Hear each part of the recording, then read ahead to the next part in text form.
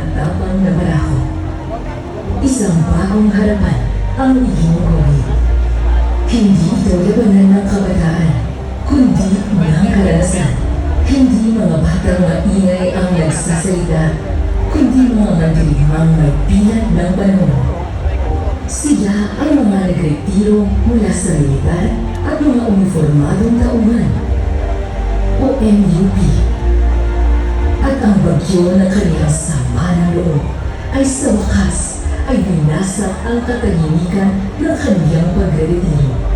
Maaaring ang kaniyang mga katawan ay may mga mapa ng lumang sugat at dekadang serbisyo. Ngunit hindi nabigo ang kanilang diwa. Kinulo ng paghilingon. Nangalila sila sa mga linya ng harapan at nagbantay sa mga dalampasigan ng ating kapuluan.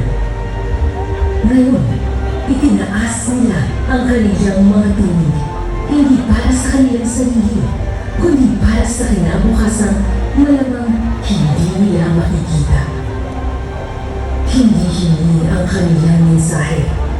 Ito'y isang hilaw, walang palamti na babala na may kasamang paninindigan. Isang pakiusap na hinubog ng habang buhay na sakripisyo.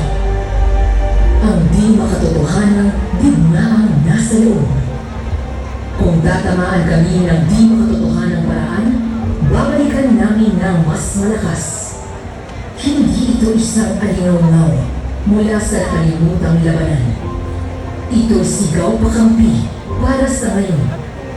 Isipin ang mga batikang veteranong ito na ang mga mata ay nananatiling matalim sa estratehikong pananaw na nanonood habang ang katiwalian na dati nilang nilabanan sa labas ay sumisibol na ngayon sa mismong bulwagan ng kapangyarihang kanilang ipinagbawalain. Nakikita nila ito ng malinaw. Mga halal na pinuno na ginagawang personal na kaban ng bayan, mga madihing na alyansang hinuhubog sa likod ng mga silid, at mga polisiyang maingat na binuo upang makinabang ang tinilan habang ang karaniwang Pilipino ay literal na nalulod sa kahirapan at baha. Sobra na ang kanilang pagtitiis.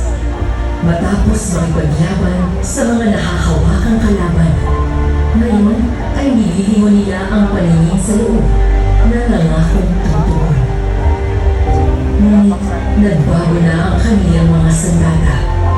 Hawak nila ang hindi sumusukong pwersa ng katotohanan, ang katumpakan ng pananagutan ng publiko, at ang kolektibong kapangyarihan ng isang gising na bayan. Isang kalasad para sa susunod na henerasyon. Tanda na kami, ang sila. Isang kababaang loob na nagpupugi ng kanilang bigas. At ayaw namin maghirap ang mga anak at apo dahil sa mga kakaibang paraan ng ating mga halal na pinuno. Isalarawan ang mga mukha sa likod ng mga salitang ito.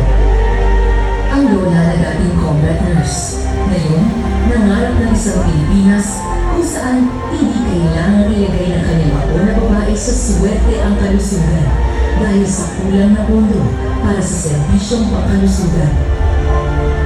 Ang lolo na minsan nagbantay sa mga gubat ng Mindanao, ngayon nanonood sa kanyang apo na lalaki na naglalaro sa kalsadang mas maraming lubak kaysa oportunidad. Ang kanilang edad ay hindi kahinaan. Ito ang kanilang